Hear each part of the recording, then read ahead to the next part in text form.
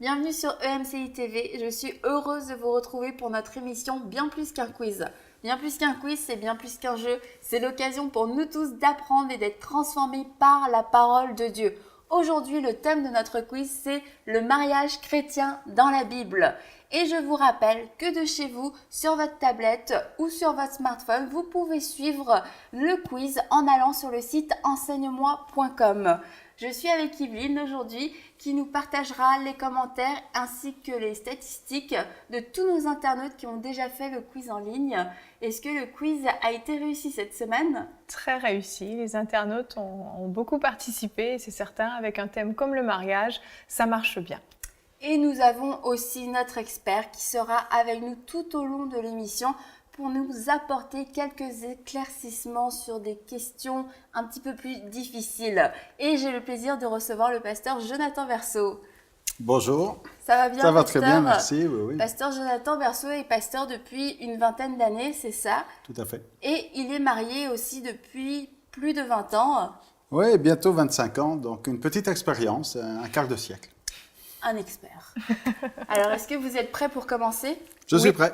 Parfait. Bien plus qu'un quiz, c'est maintenant que ça commence. Première question. Dans la Bible, combien de fois est-il écrit « L'homme quittera son père et sa mère et s'attachera à sa femme » ? 2 fois ? 4 fois ? 7 fois ? Ou 12 fois ? Combien de fois dans la Bible retrouvons-nous ce verset ? Est-ce 2 fois, 4 fois, 7 fois ou 12 fois ?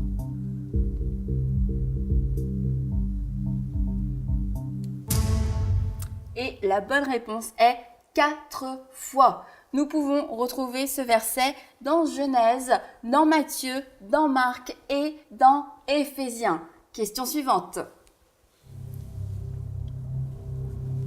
Dans l'Ancien Testament, lequel de ces hommes n'a pas épousé une femme étrangère ? Moïse, Isaac, Joseph, Samson. Attention, dans l'Ancien Testament, lequel de ces hommes n'a pas épousé une femme étrangère ? Moïse, Isaac, Joseph, Samson. Et la bonne réponse est Isaac. Isaac a suivi l'ordonnance de son père qui lui a dit de ne pas prendre une femme étrangère. Et c'est ce que Isaac a fait, contrairement à Moïse, Joseph et Samson qui, eux, ont pris des femmes étrangères. Nous continuons avec la prochaine question. Quel est le mot hébreu traduit par mariage ? Abba, Nathan, Bérit, Nesteo. Abba qui signifie amour, Nathan qui signifie donner, Bérit qui signifie engagement, Nesteo qui signifie fiancé.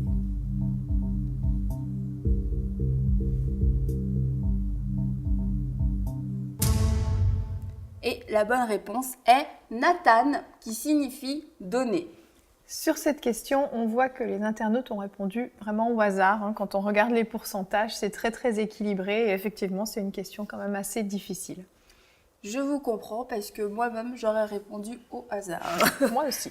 Mais la bonne réponse était vraiment Nathan qui signifie donner. Nous continuons avec la prochaine question.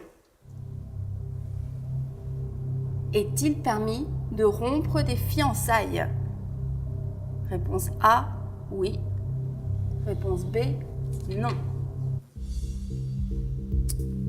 Alors, est-il permis, oui ou non, de rompre la période des fiançailles ?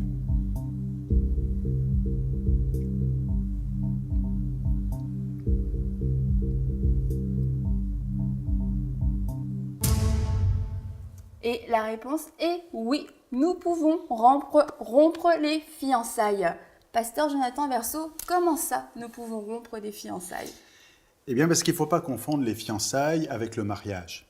C'est vrai que le mariage ne se rompt pas et il ne faut pas séparer ce que Dieu a uni. Mais quand Dieu unit un homme et une femme, c'est au travers du mariage. Les fiançailles, c'est pas cette unité-là. Les fiançailles, c'est une période préparatoire au mariage où on se prépare à un engagement qui ne devra pas être rompu, mais les fiançailles, c'est juste cette période préparatoire. Des fois, j'utilise d'études, on étudie un dossier, hein, puis après, à la fin... Une période d'essai? Ben, attention, hein, il ne faut pas utiliser période d'essai dans le sens concubinage où on vit maritalement. Non, non, il s'agit d'apprendre à connaître la personne avec laquelle on envisage de construire le reste de sa vie. Si on prend l'histoire de Joseph, vous vous souvenez de Joseph qui était fiancé avec Marie. Hein, on a ça dans Matthieu chapitre 1er. Joseph est fiancé avec Marie et il est prêt à rompre les fiançailles. Et donc on voit que dans la culture du Nouveau Testament, à cette époque-là, ça se fait de rompre des fiançailles. Joseph a une bonne raison, mais sa femme est enceinte, et donc il souhaite rompre les fiançailles. Il faudra qu'un ange vienne lui dire « Ne fais pas cela, si elle est enceinte, c'est par la vertu du Saint-Esprit ». Mais on voit donc que les fiançailles peuvent se rompre, et il n'y a rien de mal non plus. Attention, rompre les fiançailles, ce n'est pas un péché. Rompre les fiançailles, c'est justement dire... Après avoir réfléchi, après avoir étudié, je me rends compte qu'il n'y a pas la compatibilité et on va faire une erreur que de se marier. Et il vaut mieux arrêter avant de faire l'erreur. Parce qu'une fois qu'on est marié, on ne peut plus faire marche arrière. Les fiançailles, on peut toujours faire marche arrière. Et si quelqu'un vit, vous savez, comme dans un couple qui se dispute toujours pendant des fiançailles, je veux dire... C'est un signe. Qu'est-ce qui va se passer pendant le mariage? Je veux dire... Si pendant les fiançailles, vous voyez que ça ne marche pas, que ça ne fonctionne pas comme ça devrait fonctionner, il vaut mieux rompre pendant les fiançailles que de vivre un mariage malheureux et pire, un divorce. Donc les fiançailles servent à déceler ces choses qui pourraient faire qu'un mariage ne va pas fonctionner. Mais par contre, apprendre à connaître la personne ou envisager un mariage, est-ce que ça suppose qu'on peut se fiancer plusieurs fois pour apprendre à connaître plusieurs personnes ? Disons, les fiançailles, c'est quand même, on manifeste le sérieux. On n'est pas là dans des relations en disant « Ah, cette jeune fille m'intéresse. » Pas juste aller boire un café. Non. Les fiançailles, ça veut dire « J'envisage sérieusement une vie commune ». Donc, quelqu'un qui envisage sérieusement un mariage, mais l'engagement n'est pas là. Et un petit peu comme... je ne sais pas si c'est un bon exemple, mais vous voulez acheter une maison, vous visitez la maison vous plaît, vous revenez une deuxième fois, et puis vous dites au propriétaire votre maison m'intéresse, vous négociez le prix, mais tant que vous n'avez pas signé le contrat, vous pouvez dire non. Et de la même manière, on parle de contrat de mariage, et on est bibliquement engagé lorsqu'on est passé par le mariage, le contrat de mariage. Et tant qu'il n'y a pas ce mariage légal devant les hommes et devant Dieu, on peut toujours faire marche arrière. Mais merci, Pasteur Jonathan, pour cet éclaircissement. Donc, vous l'aurez compris, la période qu'on appelle les fiançailles sert à apprendre à mieux se connaître. C'est une période où on envisage un engagement, mais c'est aussi la période où on peut prendre la décision de ne pas aller plus loin, car comme le pasteur l'a dit, mieux vaut rompre cette période de fiançailles plutôt que de se lancer dans un mariage qu'on sait qui sera déjà difficile et malheureux. Donc nous pouvons passer à la question suivante. Que doit-on savoir du passé de l'autre avant de se marier? Tout? Les grandes lignes? La vérité? Ou le passé est sans importance? Que devons-nous savoir? Que devons-nous dire aussi avant le mariage? Les moindres détails? Absolument rien? Les grandes lignes? C'est la question.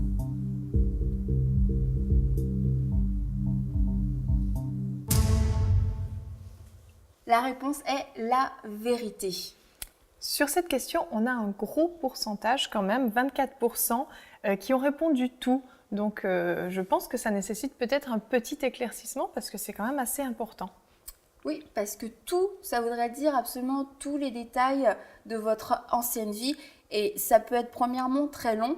Et deuxièmement, tous les détails ne sont peut-être pas édifiants, ne serviront pas à construire une bonne relation. Cependant, tout ce que nous décidons de ne pas dire ne doit pas être motivé par la peur ni par le désir de cacher quelque chose. C'est pour ça que c'est important de marcher dans la vérité avant le mariage, de pouvoir dire les vraies choses, de pouvoir dire les choses qui se sont passées et qui vont avoir une influence sur votre vie commune. Si par exemple, vous avez fait de la prison, c'est important de pouvoir dire à l'autre personne que vous avez un casier, puisque la Bible nous dit dans Luc 8, 17, « Tout ce qui est caché maintenant finira par être mis en lumière, et tout ce qui demeure secret sera finalement connu et paraîtra au grand jour. » C'est le genre de choses qui peut vous rattraper et au bout de 1 an, 10 ans ou 20 ans de mariage, d'apprendre une telle chose peut vraiment venir affaiblir la relation, peut faire du mal à votre mariage et créer des disputes, des conflits, une grande incompréhension. Donc, avant de vous marier, assurez-vous d'être honnête envers l'autre, que ce que le Saint-Esprit met en lumière chez vous, d'accepter de le dire, d'avoir l'honnêteté de le dire, d'avoir le courage aussi de parler. Et puis, je crois que si vous voulez à deux construire cette union, vous aurez le courage de parler et l'autre personne aura la grâce d'accepter ce que vous allez aussi le dire. Donc, c'est important de marcher dans la vérité avant le mariage pour bâtir une relation sur la confiance. Nous pouvons continuer avec la question suivante. Qui a dit à ceux qui ne sont pas mariés et aux veuves, je dis qu'il est bien pour eux de rester comme moi? Jésus, Paul, Pierre ou Jean? Lequel de ces hommes a déclaré qu'il était préférable de rester comme lui? Est-ce Jésus, Paul, Pierre ou Jean?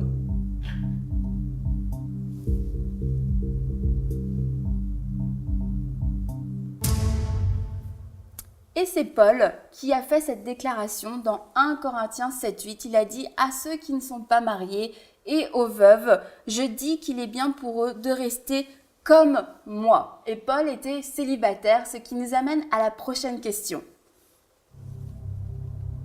Pourquoi Paul n'était-il pas marié?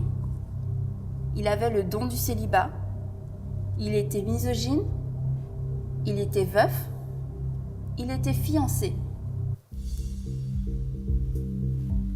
Question que beaucoup se posent. Pourquoi Paul n'était-il pas marié? Avait-il le don du célibat? Était-il misogyne, veuf ou encore fiancé?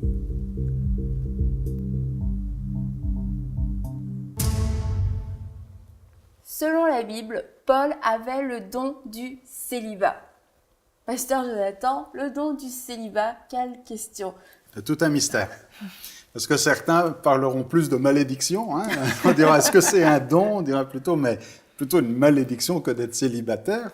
Certains diront, mais Dieu a fait l'homme et la femme pour qu'ils s'unissent, hein, et pour qu'il y ait des couples et qu'ils soient mariés. Mais Paul dit, par exemple, dans 1 Corinthiens chapitre 7, au verset 7, il dit « Je voudrais que tous les hommes soient comme moi, mais chacun tient de Dieu un don particulier. » Et l'apôtre Paul dit ici, il y a un don spécial, particulier. On comprend que c'est très particulier. Mais si Paul appelle cela un don, c'est parce que c'est pas pour lui quelque chose de pénible, de difficile, c'est pas une malédiction. Si quelqu'un trouve ça difficile, c'est qu'il n'a pas reçu le don de célibat. S'il trouve être célibataire difficile, c'est qu'il n'a pas reçu le don de célibat. Hein. Parce que le don de célibat, c'est quelque chose qui se fait avec joie, parce que c'est quelque chose que l'on a reçu de Dieu, et ce que l'on reçoit de Dieu, c'est pas quelque chose de pénible. Hein. Vous vous souvenez, par exemple, Jésus dit que son fardeau, il est doux et léger. Mais si ça commence à être lourd, pénible et difficile, il n'y a pas de don de célibat ici.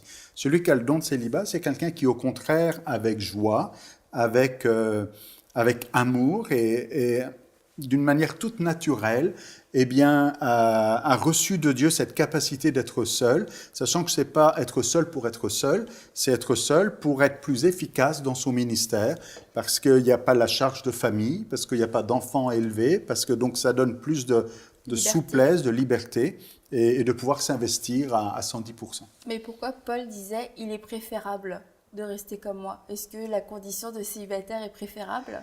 Quand on a le don de célibat, oui. Parce que pour Paul, c'est clair, Lui, il a reçu un don et il ne dit pas c'est une malchance. Pour lui, c'est quelque part une chance parce que, quand même quelqu'un de très impliqué, Paul, hein, il est apôtre, il ouvre des églises, il fait des voyages missionnaires.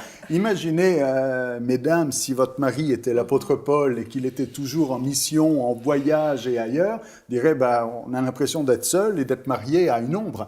Eh bien, Paul dit, il vaut mieux avoir ce don de célibat et être capable de faire tout ce ministère-là.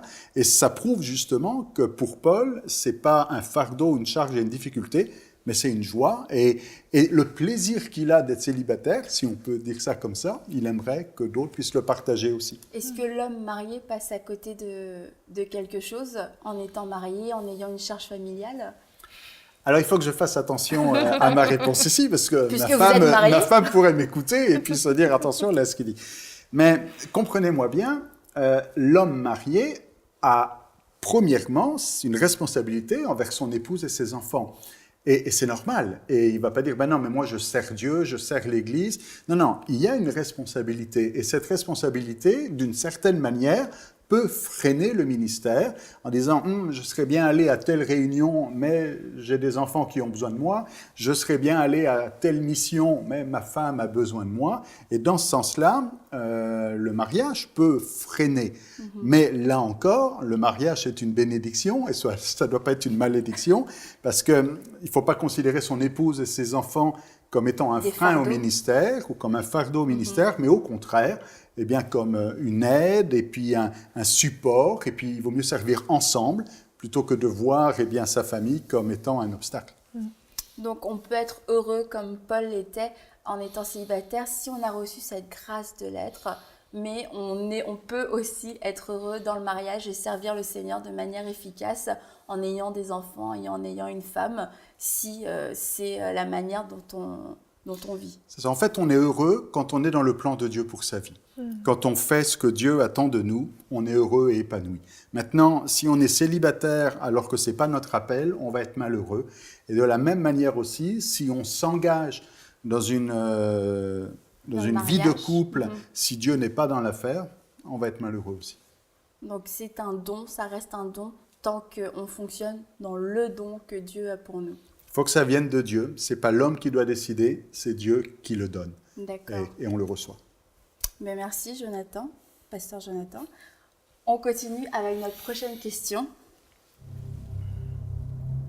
Selon Genèse 2,18, Dieu créa la femme pour combler la solitude de l'homme, être une aide pour l'homme, donner une descendance à l'homme, cuisiner pour l'homme.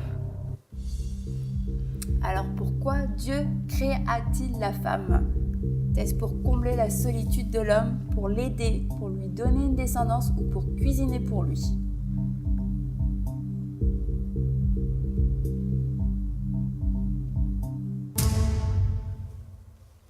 Genèse 2,18 nous dit « Il n'est pas bon que l'homme soit seul, je lui ferai une aide semblable à lui. » Donc la bonne réponse était pour être une aide à l'homme. Si je peux souligner petit quelque chose, c'est que personne n'a répondu cuisiner pour l'homme, donc félicitations, ça paraissait évident, mais bon, certains hommes auraient peut-être pu penser à leur ventre en répondant à cette question, donc félicitations. Et je tiens à souligner que la femme peut, ceci dit, cuisiner pour l'homme, que ça va aider l'homme, mais Dieu n'a pas créé la femme pour être une esclave, pour être un torchon, une serpillière. Pour l'homme, Dieu a vraiment créé la femme pour aider l'homme. Et il ne l'a pas créé non plus pour que ce soit un marchepied, quelque chose où l'homme va piétiner pour s'élever lui-même. Non, la femme va aider l'homme à entrer dans sa destinée, dans les projets que Dieu a pour lui. Et c'est vraiment une mauvaise conception de la femme que de croire qu'elle est un sous-être, qu'elle est quelqu'un d'inférieur dans sa valeur, car Dieu ne l'a pas créé comme ça. Donc messieurs, faites attention à la manière dont vous traitez votre femme, à la manière dont vous considérez votre femme. Vous devez avoir le même regard et le même amour envers votre femme que Dieu a, et Dieu l'a dit clairement dans sa parole, qu'il donnait à l'homme une aide semblable à lui. Donc votre femme est votre collaboratrice dans votre vie et non votre esclave ni votre marchepied. Et nous pouvons continuer avec la question suivante. Sous la nouvelle alliance, le mariage entre deux personnes du même sexe est permis. Vrai ou faux? Il est bien question du mariage homosexuel. Est-ce que le mariage homosexuel est permis sous la nouvelle alliance?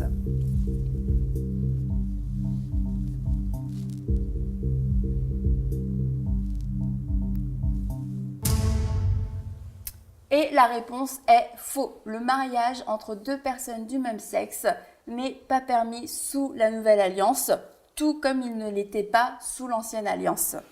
Félicitations à vous, chers internautes, vous avez parfaitement bien répondu. Donc personne n'a répondu vrai. Après, on peut se demander, est-ce que dans la pratique, c'est vraiment ce qui se passe quand on voit tout ce qui se passe aujourd'hui dans l'Église?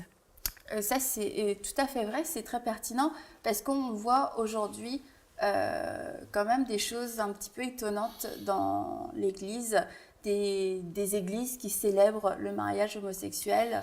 Comment ça se fait? C'est vrai qu'il faut reconnaître que de plus en plus d'églises chrétiennes, enfin qui se disent chrétiennes, c'est-à-dire qui croient en Jésus, eh bien arrivent à cette tolérance, de tolérer l'homosexualité et même de célébrer certaines unions de personnes de même sexe.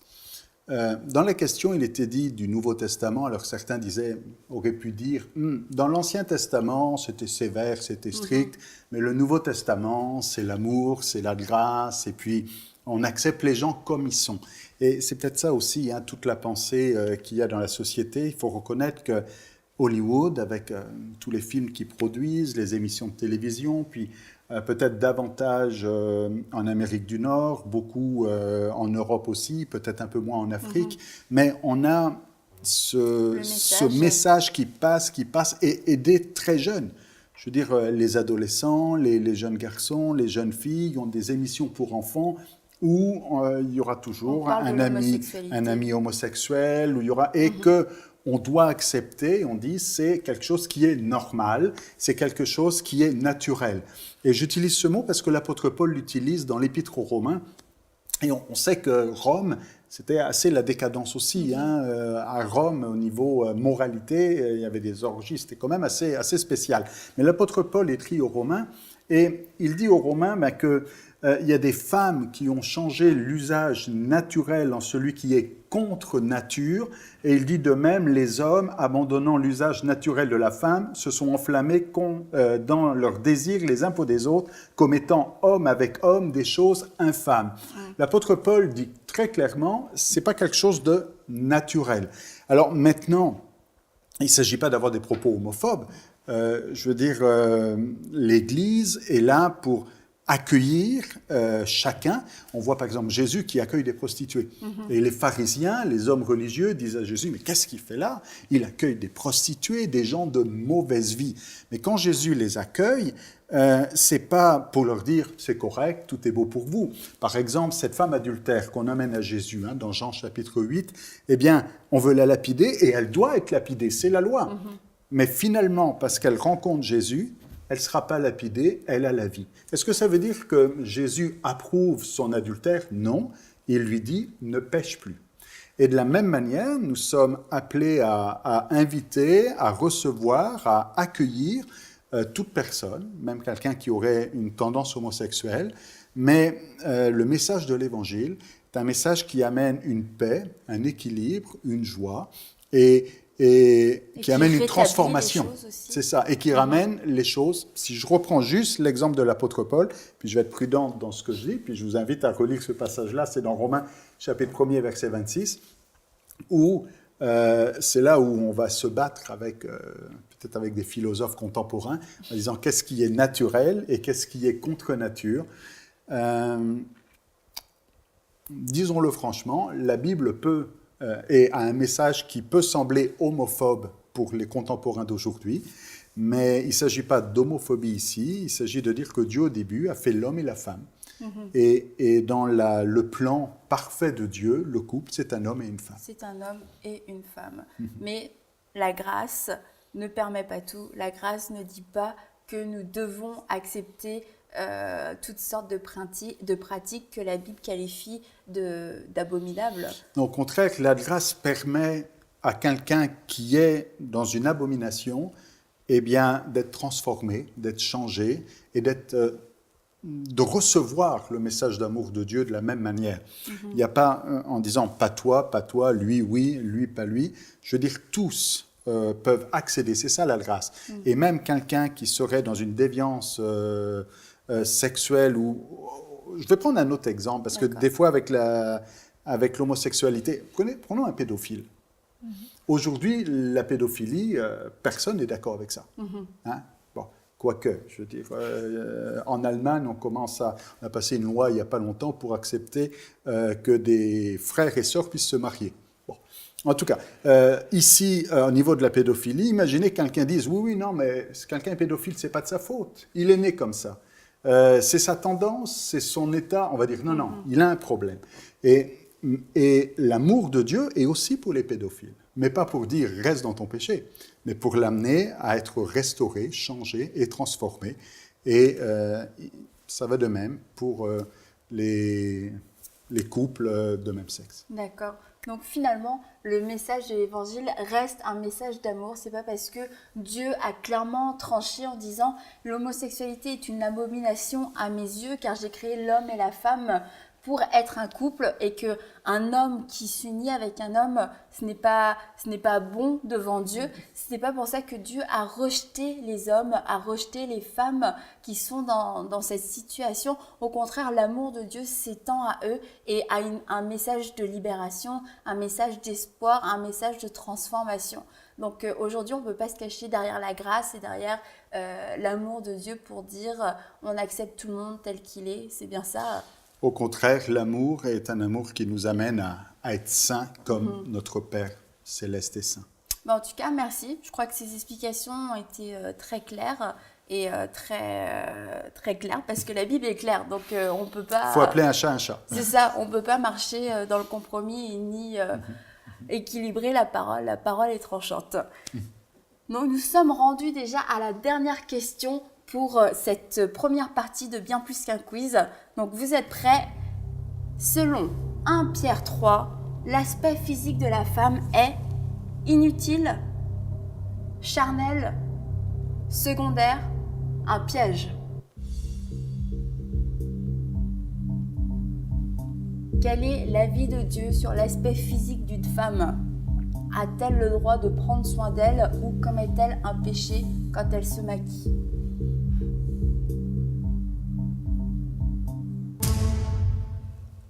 Selon 1 Pierre 3, qui nous dit de chercher la parure intérieure, la parure cachée du cœur, la bonne réponse est donc secondaire. Alors là, c'est assez étonnant quand même, et je pense qu'il faut en parler. On a plus de 40% qui ont mal répondu, donc qui ont répondu soit inutile, charnel ou un piège. Donc ça veut dire quand même que c'est des personnes qui ont une idée bien tranchée sur l'aspect physique de la femme, l'importance de l'aspect physique de la femme. Oui, parce que là, inutile, charnel ou un piège, c'est vraiment des choses complètement à éviter et à bannir de la vie. Mais comme je viens d'entrelire ce verset, on peut y aller un peu plus précisément. 1 Pierre 3,3 qui nous dit que votre parure ne soit pas une parure extérieure, mais plutôt celle intérieure et cachée du cœur, la pureté incorruptible d'un esprit doux et paisible, qui est d'une grande valeur devant Dieu. Quand on lit ça, on comprend, c'est clair, que l'aspect physique de la femme ne doit pas être sa priorité. Ça, c'est entièrement clair, c'est écrit, et que la femme doit chercher cette parure intérieure, cette parure cachée du cœur, mais je ne vois pas qu'il est dit que la femme doit pour autant se négliger, que la femme n'a pas le droit de prendre soin d'elle. Là, le vrai piège n'est pas l'aspect physique. Le vrai piège est de chercher et de mettre l'accent et de mettre la priorité sur l'aspect physique.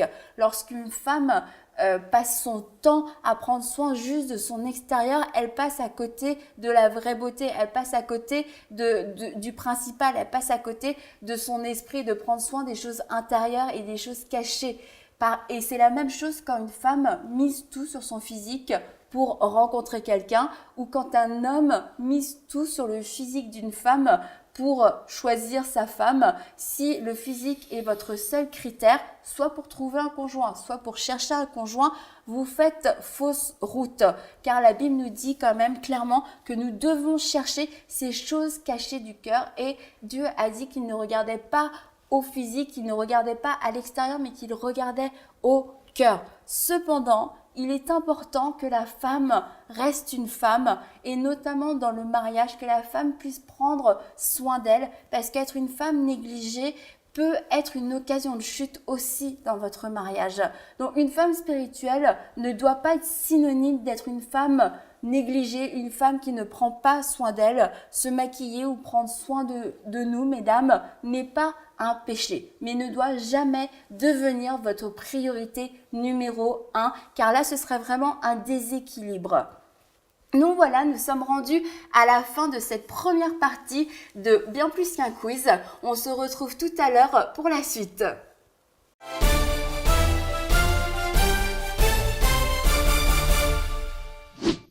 Nous sommes de retour sur le plateau de Bien plus qu'un quiz. Je vous rappelle que de chez vous, vous pouvez participer au quiz en allant sur notre site enseigne-moi.com et faire le quiz sur votre tablette ou sur votre smartphone. Le thème d'aujourd'hui est le mariage chrétien dans la Bible. Donc, est-ce que vous êtes prêts à reprendre? Oui. On est prêts. Parfait, alors c'est parti. Dans la Bible, combien de fois Dieu a-t-il donné une direction précise pour le choix d'un conjoint? 1 fois, 4 fois, 7 fois, 43 fois. Combien de fois Dieu est-il intervenu pour le choix d'un conjoint dans la Bible? Ancien et Nouveau Testament. 1 fois, 4 fois, 7 fois, 43 fois. La bonne réponse est 4 fois seulement. Sur cette question aussi, on voit que vous internautes, vous avez répondu un petit peu au hasard. Quand on voit les pourcentages, c'est très équilibré. Donc bon, c'est pas forcément le genre de question qu'on se pose tous les jours. Faut dire ce qui est. Est-ce que beaucoup de gens ont répondu 43 fois? 17% quand même. C'est sûr que ça paraît important, hein, mais bon, encore une fois, quand on répond au hasard, on réfléchit pas forcément. Ceci dit, c'est vrai que ce n'est peut-être pas le genre de question que vous êtes posé 1000 fois en consultant votre Bible, mais Dieu est intervenu seulement 4 fois. On peut le voir avec Adam et Ève, bien sûr Adam et Ève, avec Isaac, comme on l'a vu tout à l'heure, Isaac qui a obéi aux ordonnances de son père, avec le prophète Osée. Dieu lui avait dit de prendre une femme prostituée, ce qui est quand même assez spécifique. Et pour Joseph et Marie, parce que Marie était enceinte et là Joseph aurait pu la quitter, rompre les fiançailles comme on en a aussi parlé tout à l'heure. Donc l'ange a dû intervenir pour que Joseph ne quitte pas Marie. Nous pouvons continuer avec la prochaine question. Dans le Nouveau Testament, un chrétien est libre d'épouser la personne de son choix à condition que cette personne l'aime, marche dans l'intégrité, fréquente une église ou soit né de nouveau. Donc, quelle est cette condition indispensable dans le Nouveau Testament pour le choix d'un nouveau conjoint? L'amour, l'intégrité, fréquenter une église ou le salut?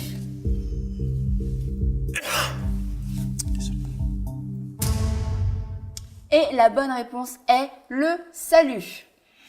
Alors, félicitations, parce que vous avez été quand même 75% à avoir bien répondu à la question. Donc, bravo, parce que c'est vraiment un point important.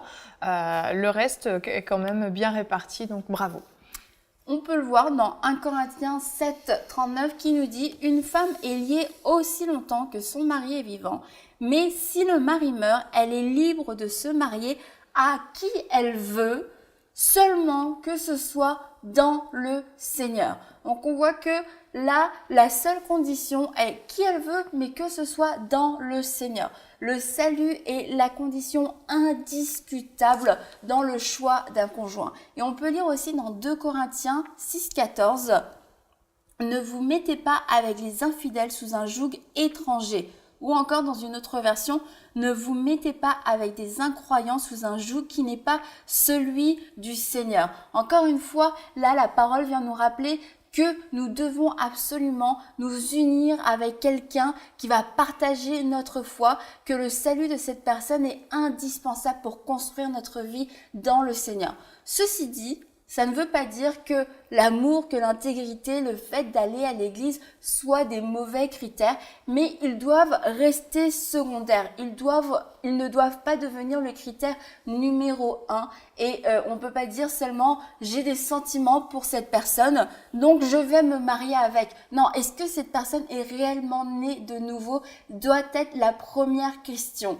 Après, c'est certain qu'il y a aussi d'autres critères qui entrent en compte, mais qui ne sont pas le critère de base indiscutable. Mais comme Yveline l'a dit, vous avez été nombreux à trouver la bonne réponse, donc félicitations. Nous pouvons continuer avec la prochaine question. Lorsqu'un couple rencontre des difficultés, il doit premièrement consulter un spécialiste, un pasteur, des aînés, la parole de Dieu. Que doit faire un couple en premier lieu lorsqu'il rencontre des difficultés? Aller voir un spécialiste, aller voir le pasteur, des aînés ou aller voir dans la parole de Dieu. Lorsqu'un couple rencontre des difficultés, la première chose à faire est de consulter la parole de Dieu. Je pense que vous êtes d'accord avec ça, pasteur Jonathan. Comment ne pas être d'accord? Mais même quelque part, on pourrait dire, c'est déjà un peu tard d'aller consulter la parole de Dieu, c'est parce qu'il faut la mettre en pratique. Et pour la mettre en pratique, il faut la connaître. C'est un petit peu comme ce que dit David dans le psaume 119, hein, « Ta parole est une lampe à mes pieds, une lumière sur mon sentier ». Donc la parole est là pour nous éclairer, nous guider, mais il ne faut pas attendre d'être en difficulté pour aller chercher la réponse. Mais si on se nourrit de la parole de Dieu, des principes de la parole de Dieu, régulièrement, déjà ça va nous éviter certaines difficultés et ça va nous amener aussi à avoir certains réflexes et bons réflexes. Parce qu'on ne va pas se dire qu'est-ce qu'il faut que je fasse dans cette situation-là, parce qu'on le saura déjà. Par exemple, un principe très biblique, c'est le pardon. Et c'est très important dans un couple d'être capable de pardonner. Et il ne faut pas se dire, quand on arrive dans une difficulté, bon, il faut que j'aille chercher la réponse.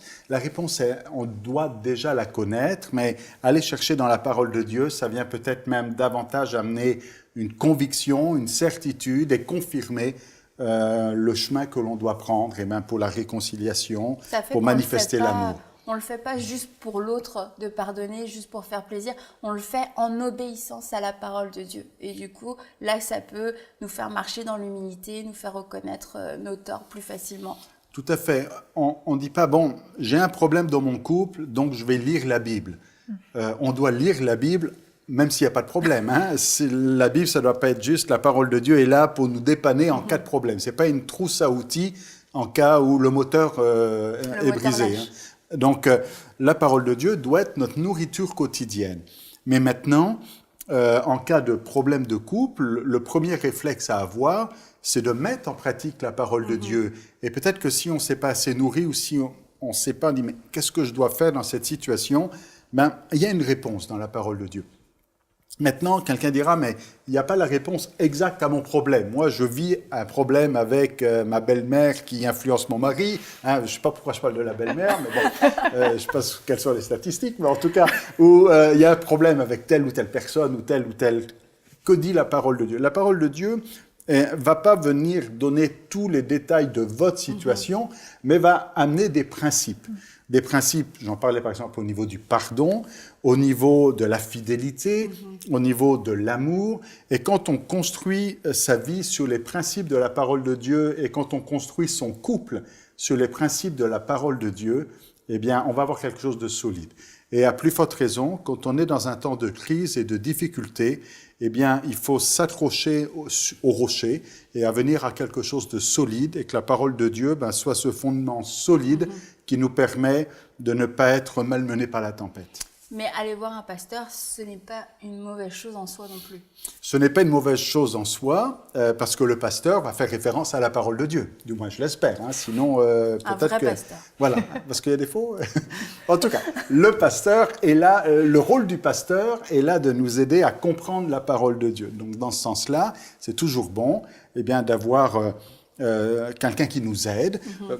Dans d'autres situations, ça peut être un frère, ça peut être une sœur, ça peut être quelqu'un de notre entourage, mais le pasteur est celui qui connaît la parole et qui peut nous aider à mettre en pratique cette parole dans notre vie. Donc la première chose est en effet de consulter la parole de Dieu qui va pouvoir trancher et nous donner tous les principes dont le pasteur nous a parlé.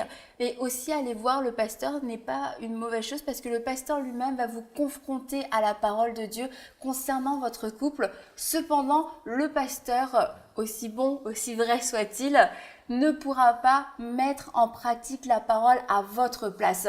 D'où l'importance d'aller soi-même consulter la parole de Dieu pour son propre couple, parce que c'est à vous après que revient cette responsabilité de mettre en pratique et de croire cette parole qui peut transformer, qui peut restaurer votre couple. Bon, nous pouvons passer à la question suivante. Selon Éphésiens 5,33, le mari doit honorer sa femme, aimer sa femme, respecter sa femme, protéger sa femme. Que nous dit la Bible concernant le rôle du mari? Honorer sa femme, aimer sa femme, respecter sa femme, protéger sa femme.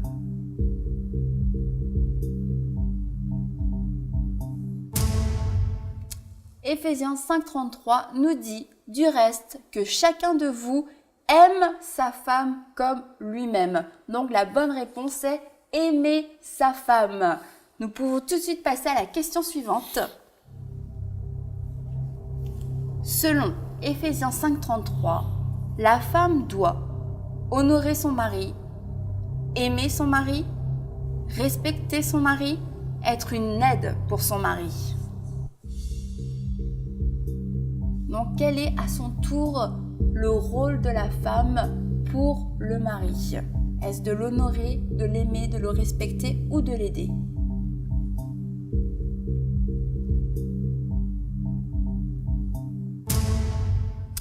Et la suite du verset va nous donner la réponse qui nous dit « Et que la femme respecte son mari ». Sur cette question, il y a une petite hésitation entre honorer et respecter son mari. C'est sûr que ce sont deux points qui se rejoignent un petit peu, mais quand même 55% qui ont répondu respecter son mari, c'est quand même pas mal.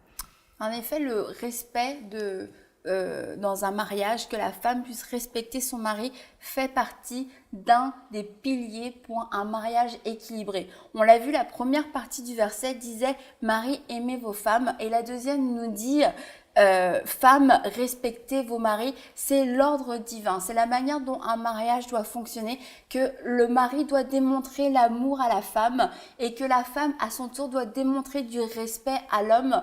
Et en faisant ça, chacun fait la bonne chose et chacun répond à un besoin aussi chez l'autre. Et quand on bouleverse l'ordre divin, on met en péril notre mariage. Mais ça vaut pour tous les domaines de notre vie. Mais là, il est question du mariage et clairement dans le mariage, quand il n'y a ni l'amour ni le respect, le mariage est en danger. Il y a un homme qui n'est pas respecté, c'est un homme qui va pouvoir être amené à développer une mauvaise attitude. J'ai envie de dire, le respect peut amener le meilleur de l'homme, mais le manque de respect peut amener aussi le pire de l'homme. Donc, mesdames, faites attention à la manière dont vous parlez à votre mari. Rappelez-vous que ce n'est pas lui qui a décidé d'être chef, mais c'est vraiment le statut, le rôle que Dieu lui a donné dans votre foyer, c'est d'être cette autorité et une autorité a besoin d'être respectée. Nous pourrons continuer tout de suite avec la question suivante. Selon la Bible, une femme doit se soumettre à son mari, toujours quand elle est en accord avec lui, quand il a raison, tant qu'il ne s'oppose pas à la parole de Dieu. Alors jusqu'où va la soumission de la femme dans la Bible? Est-elle sans limite ou a-t-elle des conditions?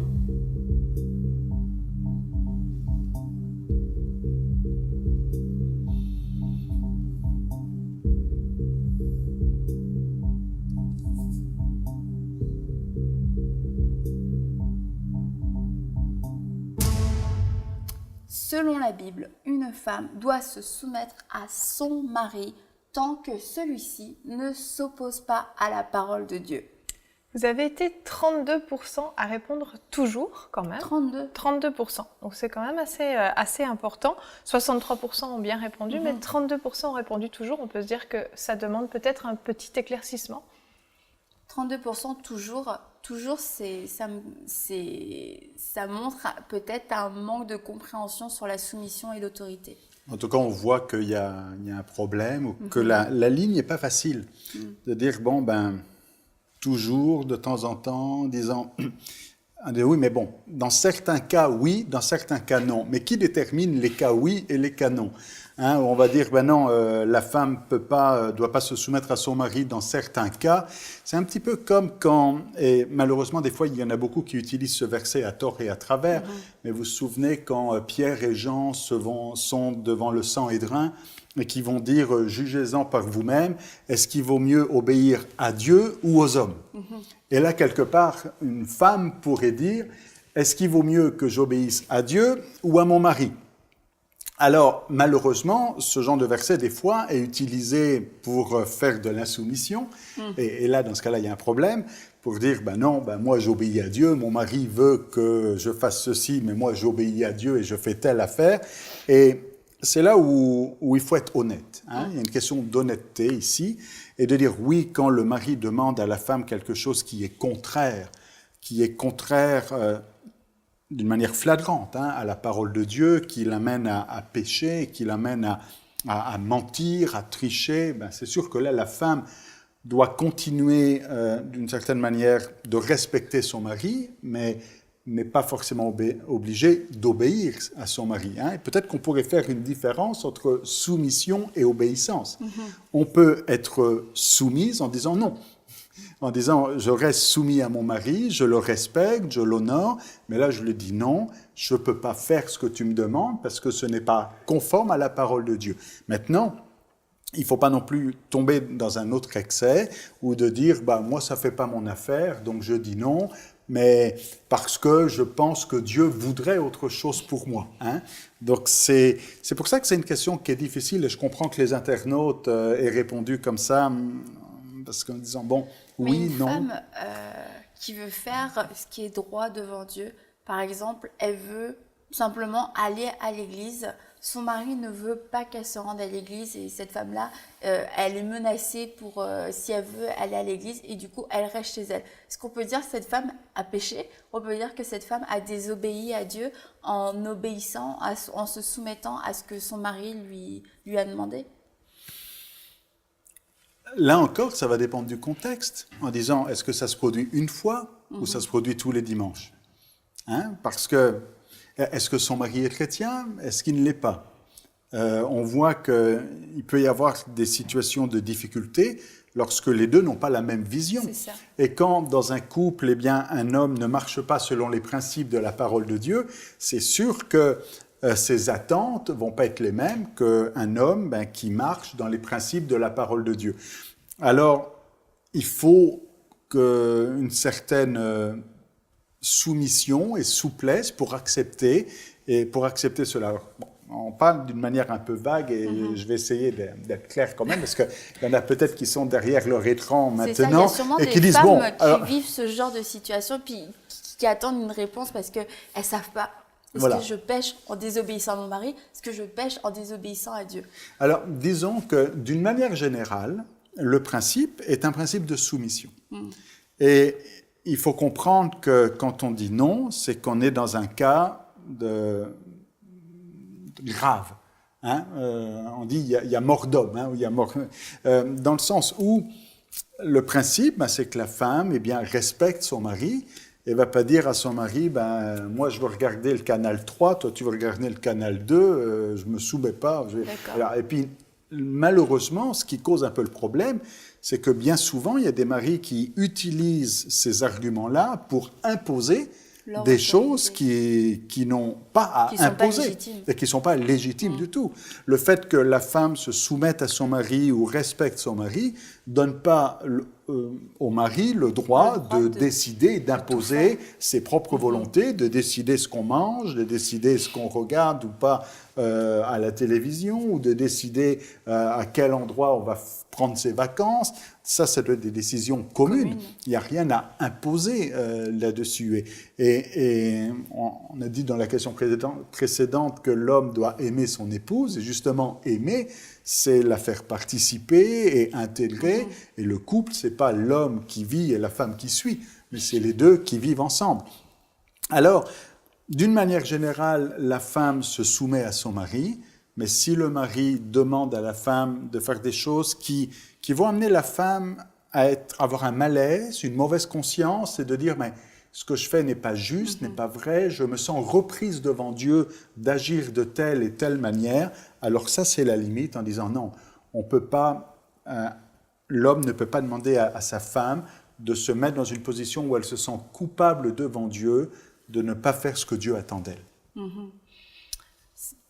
On ne peut pas utiliser les principes divins de l'autorité et du respect, comme on en a parlé, pour pousser à l'extrême, pour malmener, pour maltraiter une femme. On ne peut pas non plus utiliser l'autre extrême pour se trouver des excuses et puis dire « bon, moi, mon mari est trop autoritaire », puisque là, on tombe aussi dans de la rébellion. Donc, comme le pasteur Jonathan l'a vraiment expliqué, il y a un équilibre à avoir. Et puis, il faut savoir que quand on parle de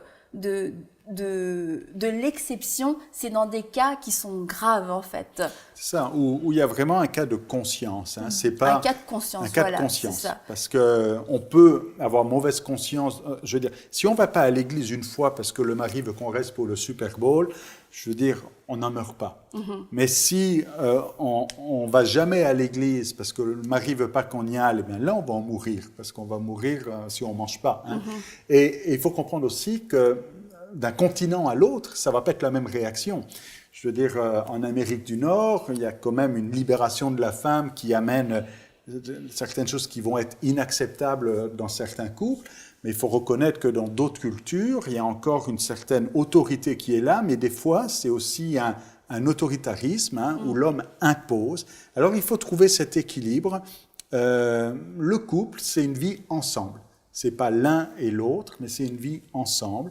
Et avoir un épanouissement spirituel ensemble.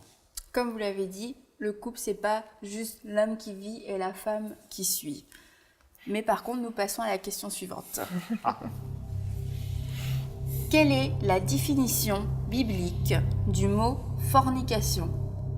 Être ivrogne, avoir des pensées impures, être adultère, se prostituer. La définition biblique du mot fornication. Être ivrogne, des pensées impures, adultère, prostituée.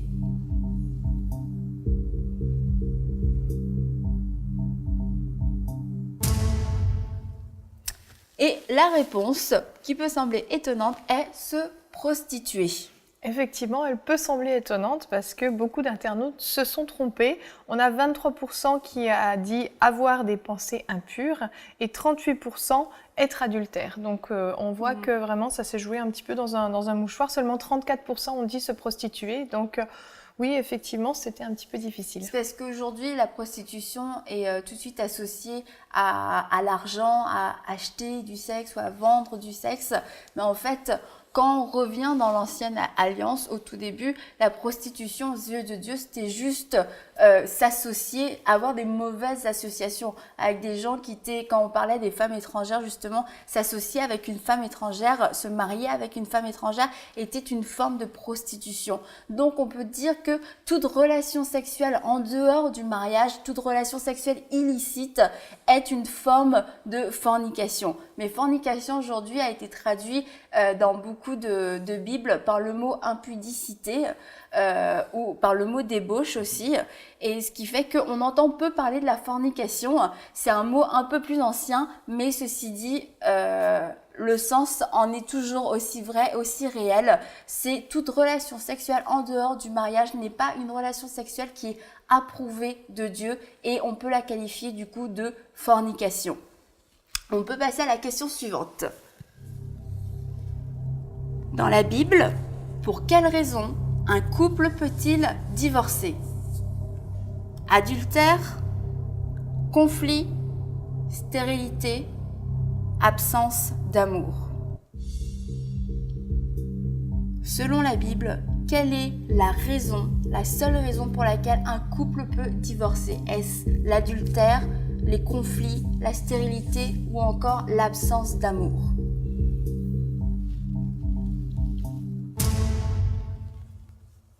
La parole nous dit que en cas d'adultère, un couple peut divorcer.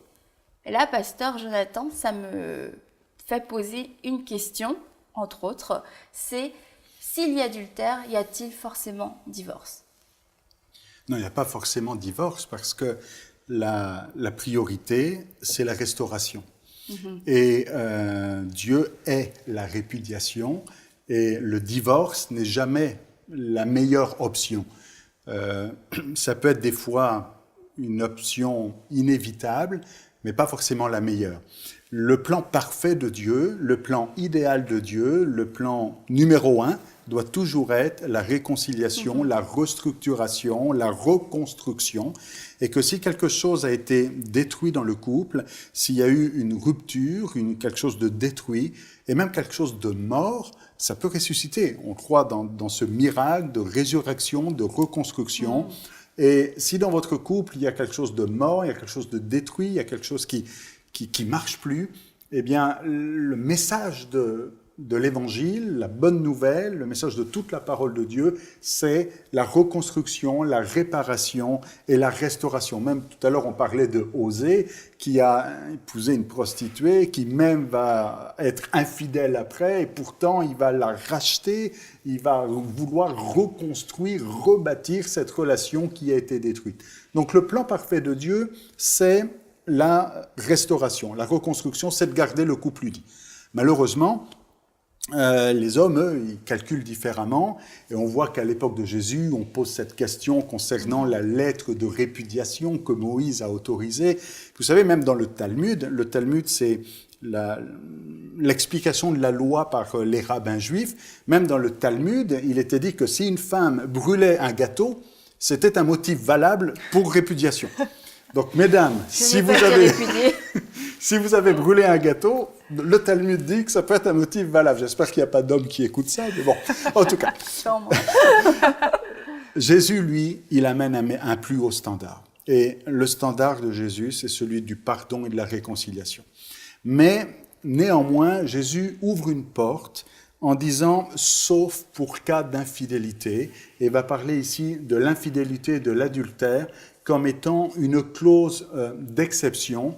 Ça ne veut pas dire que c'est la bonne raison pour divorcer, mais ça veut dire qu'il y a comme une tolérance. Je préfère utiliser le mot tolérance en disant que si on ne peut pas atteindre le plan idéal de Dieu qui est de rester unis et de construire un couple uni pour la vie, eh bien, en cas d'infidélité, en cas d'adultère, s'il y en a un qui a trompé l'autre, eh bien, la personne qui est plutôt victime ici, eh bien, pourrait sortir de la relation sans être tenue coupable parce que Dieu tolère cette situation-là. Il reconnaît qu'il y a une personne qui est victime et que l'alliance a été brisée. Que l'alliance a été brisée, que cette personne peut sortir si aucune réparation, reconstruction n'est possible.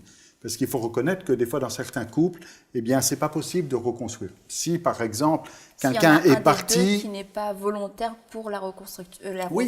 Il suffit que quelqu'un soit, par exemple, parti avec quelqu'un d'autre et qu'il ait construit un autre couple et qu'il y ait eu des enfants dans cette situation-là. Comment reconstruire en redétruisant ailleurs? Des fois, il y a des situations qui sont impossibles. Mais pour être honnête devant Dieu, il faudrait dire, j'ai fait tout ce que j'ai pu pour reconstruire.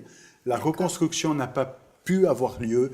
Et Jésus dit, c'est correct, c'est acceptable, c'est tolérable, eh bien qu'il y ait une séparation, même si ce n'est pas l'idéal, s'il y a eu Le une divorce clause... n'est jamais donc la première solution et la meilleure des solutions.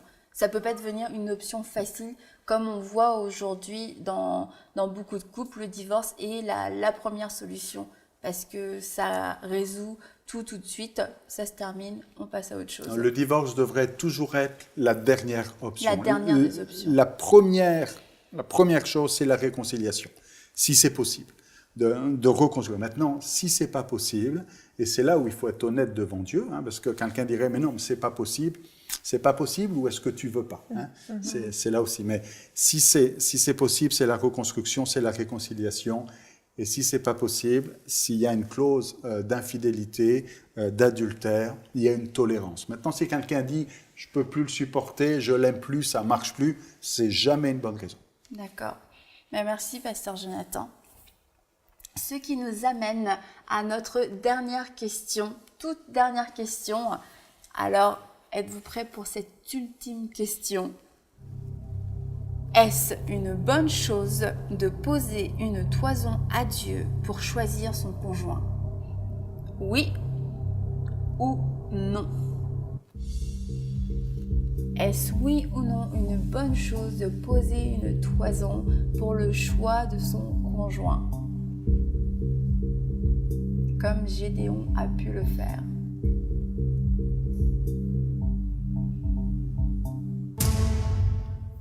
Et non, ce n'est pas une bonne chose que de poser une toison.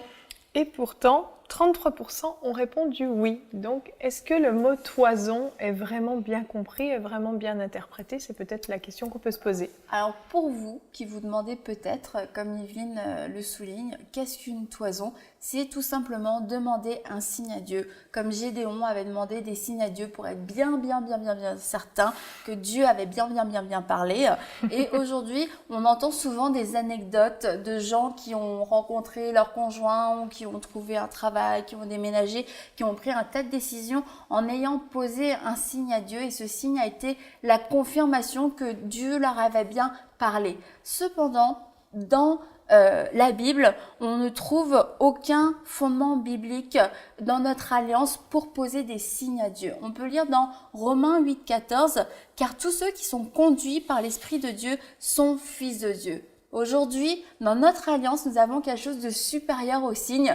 Nous avons l'Esprit de Dieu qui vit en nous et qui nous conduit dans la vérité, qui nous dirige. Et nous avons aussi la parole, comme tout à l'heure vous l'avez souligné, qui est une lumière pour nous dans notre sentier, la lumière qui nous éclaire. Et nous n'avons en fait pas besoin de ces signes, de ces confirmations extérieures qui peuvent être dangereuses au final, parce qu'on peut faire parler tel signe et dire Dieu a dit ça, mais Dieu au final n'a rien dit, et ce sont juste les circonstances qui nous ont amenés à prendre des décisions. Donc plutôt faites confiance à l'Esprit de Dieu qui vit en vous. Est-ce que la direction que vous avez ou que vous croyez avoir reçue, est-ce qu'elle trouve un fondement dans la Bible? Est-ce qu'elle est en accord avec ce que dit la parole de Dieu?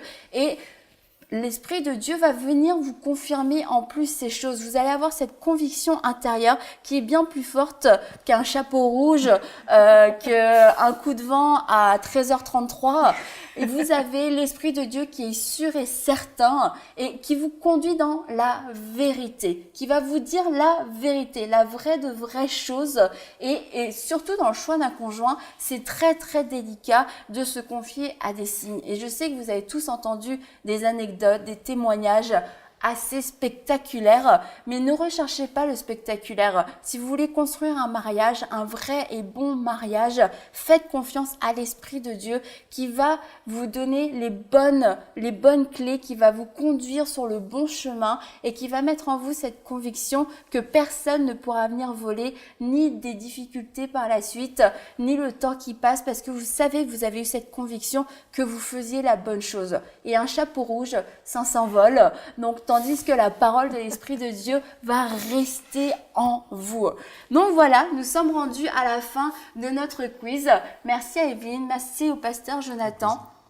Et pour vous qui nous avez suivis, J'espère que vous avez compris qu'il y a une parole de restauration, une parole de pardon, une parole de consolation pour vous en tant que couple, que Dieu a prévu des bonnes choses pour vous et que même si vous êtes dans les difficultés, il y a une solution pour vous aujourd'hui. La parole de Dieu nous a donné des principes pour que les mariages fonctionnent parce que c'est la volonté parfaite de Dieu que vous puissiez être heureux avec votre mari ou avec votre femme. Prenez la parole de Dieu comme on l'a dit, appliquez cette parole. Prenez-vous la main et puis mettez-vous en accord pour vous dire « Je veux que ça change. Je veux que cette parole dont j'ai entendu parler puisse toucher mon couple aujourd'hui et puisse nous restaurer. » Donc j'espère vous retrouver très bientôt dans notre prochaine émission Bien plus qu'un quiz et à très bientôt. Merci encore Evelyne, merci Pasteur Jonathan. Merci.